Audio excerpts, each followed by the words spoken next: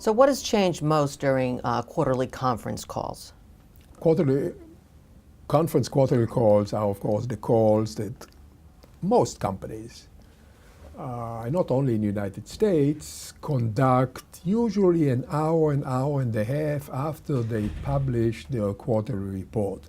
So it's well announced in advance that on April 17, 8:30 a.m., there will be a conference call.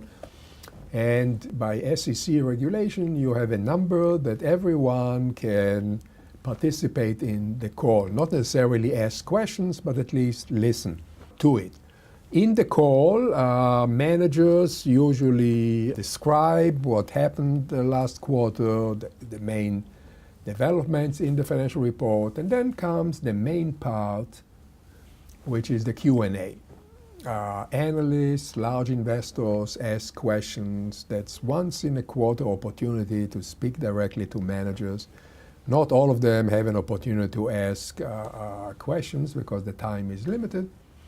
But these questions are very important. We studied them very carefully in structuring our proposed new financial report because we wanted to understand what are investors interested in. And what you see is that there is not much interest in the financial report itself, in revenues, in earnings, in expenses, in things like this, unless there are dramatic changes. Most questions are about the assets of the companies, the strategic assets, the strategy, how successful it was conducted. So if you think about a company like Sirius XM, great success, almost a third of all cars in the United States have Sirius XM system installed in them. Most of the questions are about number of new subscribers, the churn rate, meaning the rate of monthly rate of customers deserting you, which is like 1.6%, 1.7% recently.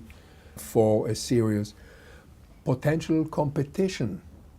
They provide satellite radio, but lots of companies and Apple, Google, for example, are trying to develop Wi-Fi in the car, internet radio. So what is the competitive threat on their franchise? These are the type of questions that analysts are interested in. The strategy, the execution of the strategy, rather than the accounting numbers.